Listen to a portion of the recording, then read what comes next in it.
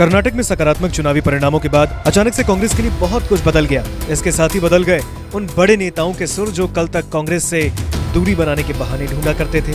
ऐसे ही बदले सुर में पश्चिम बंगाल की मुख्यमंत्री ममता बनर्जी का बयान भी सामने आया। ममता बनर्जी ने 2024 चुनावों के मद्देनजर कांग्रेस को समर्थन देने की बात कही। हालांकि बदले में उन्होंने एक अहम शर्त भी रख दी है। आपको बता दें कि ये पहली बार है जब ममता ने विपक्षी एकता की संभावित रणनीति को लेकर तृणमूल कांग्रेस का स्टैंड पूरी तरह से क्लियर किया। ममता बनर्जी ने कहा, कांग्रेस जहां भी मजबूत है उन्हें लड़ना चाहिए, हम उन्हें समर्थन करेंगे और इसमें कुछ भी गलत नहीं है। हालांकि ममता ने यह भी कहा कि कांग्रेस को भी अन्य दलों का समर्थन करना चाहिए। पश्चिम बंगाल की मुख्यमंत्री ने इस बात की भी उम्मीद जताई कि सीट शेयरिंग फॉर्मूला में स्थानीय दलों को वहां पर प्राथमिकता दी जाएगी जहां वो मजबूत है। आपको बता दें, इससे पहले ममता बनर्जी ने कभी कांग्रेस को लेकर इस तरह से खुलकर बात नहीं कही थी। आप पहले जरा मुख्यमंत्री का वो बयान सुनिए। So it is their choice, but I think that wherever the regional party is very strong, suppose you see the Bihar, the Odisha, the Bengal, the Chennai, the Jharkhand, the AP, Andhra Pradesh, the Telangana, like so many states, Punjab. So the strong party must be given priority. And wherever is the Congress strong, in their respective 200 seat or something, what we have already calculated, let them fight, we will give support, no, nothing is wrong. But they have to see that they have to support the other political party also. I am giving you the support in Karnataka. आपको बता दें, बीते दिनों ममता बनर्जी ने यहाँ तक कह डाला था कि अगर राहुल गांधी कांग्रेस का नेतृत्व करते रहेंगे तो भारतीय जनता पार्टी इसी तरह से जीत हासिल करती रहेगी। इसके बाद कांग्रेस की तरफ से भी ममता बनर्जी की खूब आलोचना की गई। तब ये माना गया कि राहुल गांधी पर निशाना साधकर ममता बनर्जी अपनी छवि चमकाना चाह रही है। देखो, बात यह है, हमारा सनातन धर्म है, हम हिंदुत्व को धर्म नहीं मानते। सनातन धर्म के आयोजन में क्या नारा लगता है? धर्म की अधर्म का नाश, प्राणियों में और विश्व का कल्याण। ये सनातन धर्म है। हिंदुत्व में ये नहीं है। हिंदुत्व में ये है कि जो हमारी बात नहीं माने उसको डंडा मारो, उसका घर तोड़ दो, उससे पैसे खा जाओ। ये और क्यों आप भूल जाते हो, आपके पड़ोस में बजरंग दल के नेता श्री बलराम सिंह सतना के ISI के लिए पाकिस्तानी एजेंसी के से पैसा लेकर जासूसी करते पकड़े गए और 20 लोग उनके साथ और थे। ध्रुव सक्सेना, भोपाल का IT का अध्यक्ष, भोपाल का ISI के लिए जासूसी कर रहे थे और अभी एक पकड़े गए DRDO के अधिकारी जो सावरकर जी को के शिष्य हुआ मानते थे अपने आप को, पाकिस्तानी एजेंसी के लिए जासूसी कर रहे थे। मेरी घोर आपत्ति इस बात की है कि शिवराज सिंह चौहान ने इन लोगों के खिलाफ नेशनल सिक्योरिटी एक्ट क्यों नहीं लगाया? उनको जमानत कैसे होने दी? हाई कोर्ट की जमानत के खिलाफ सुप्रीम कोर्ट में जमानत के खिलाफ अपील क्यों नहीं की गई? क्योंकि आप आरोप लगा रहा हूं शिवराज सिंह चौहान आप पर कि आपकी मिली भगत से ये सब कुछ हो रहा था। मुझे देशद्रोही कहते हैं, गिरफ्तार करो। अगर तुम में साहस है और मैं देशद्रोही हूं तो गिरफ्तार करो, और नहीं हो तो माफी मांगो।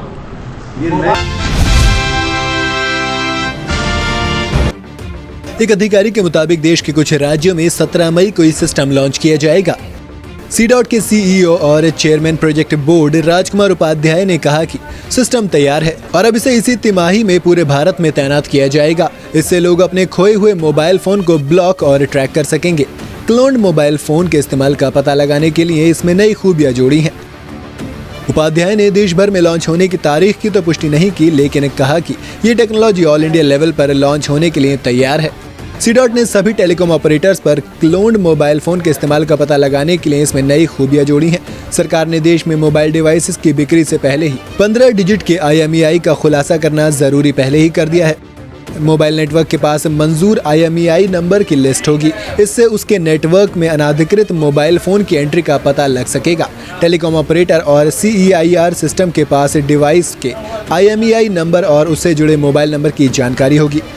कुछ राज्यों में इसका इस्तेमाल गुम या चोरी हुए मोबाइल फोन का पता लगाने के लिए किया जाएगा।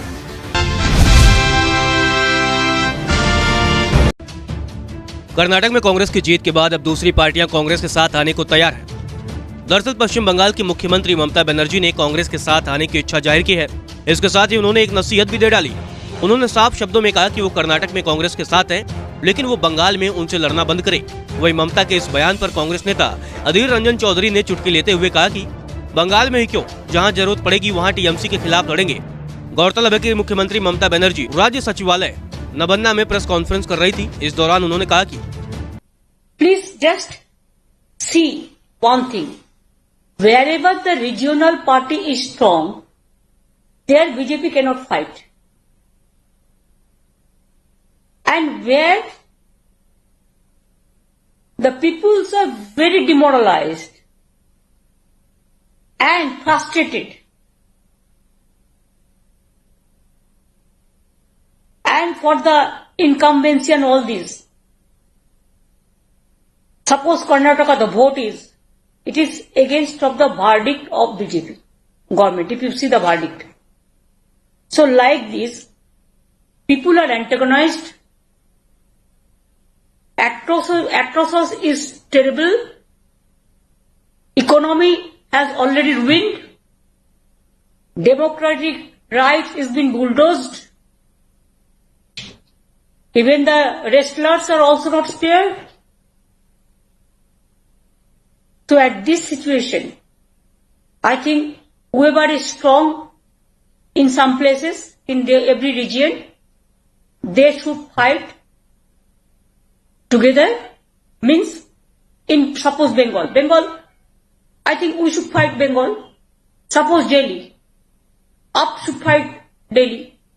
Bihar, they are together, so they, Nitish ji, Tejasvi and Congress also some parties there, so they will decide. I cannot decide their formula.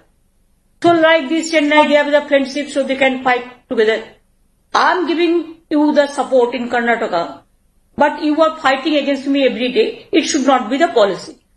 It is for everybody. If you want to get some good things, then you have to sacrifice yourself also in some area. वही ममता के बयान पर कांग्रेस नेता अधीर रंजन चौधरी ने तीखी प्रतिक्रिया देते हुए कहा कि हम बंगाल में ही क्यों, जहां जरूरत पड़ेगी वहां TMC के खिलाफ लड़ेंगे। बिल्कुल लड़ेंगे, बंगाल में क्यों, हर जगह लड़ेंगे जहां जहां जरूरत पड़ेगी हमें। आज ये कांग्रेस पार्टी की जीत हुई है, ममता जी को लगते हैं कि अभी कांग्रेस पार्टी के साथ किसी हालत में समझौता के बिना और चल नहीं पाएगी। कर्नाटक के चुनाव के पहले कभी आप लोग ये सुना है कि ममता बनर्जी कह रही है कि कांग्रेस पार्टी को वोट दो, क्योंकि कर्नाटक में बीजेपी को हराने के लिए कांग्रेस को वोट देना जरूरी है? कभी कही होगी, सुने आपने?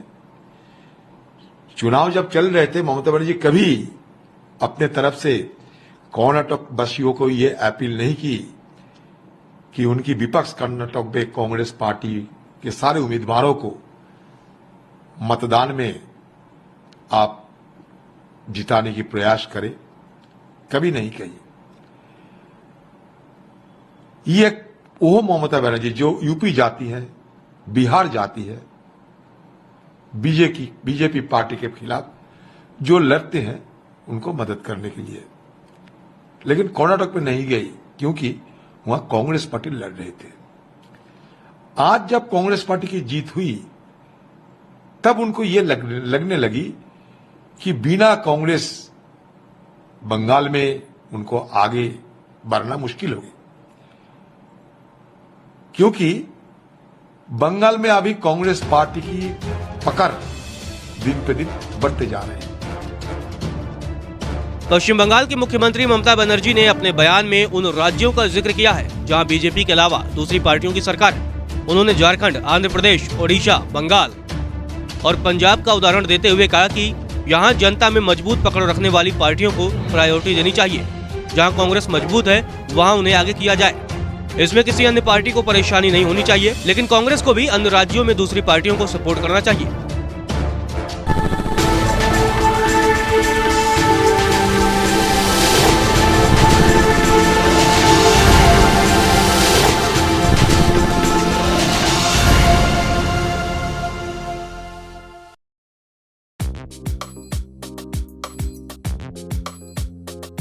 आजकल स्टार्स अपनी पब्लिसिटी के चक्कर में ही फंस जाते हैं। ऐसा ही कुछ महानायक अमिताभ बच्चन और अनुष्का शर्मा के साथ हो गया है। दरअसल दोनों ही स्टार्स मुश्किलों में फंस गए हैं, क्योंकि मुंबई पुलिस उनके खिलाफ लीगल एक्शन जो ले रही है, और वो इसलिए कि दोनों ने ही ट्रैफिक के नियमों का उल्लंघन किया है।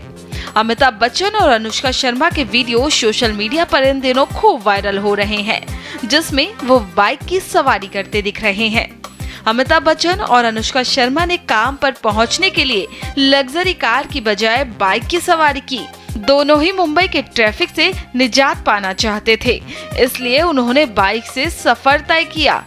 पहले बिग बी को बाइक पर देखा गया, इसके बाद अनुष्का ने भी कुछ वैसा ही किया, बस दोनों ने ही हेलमेट नहीं पहनने की गलती कर दी।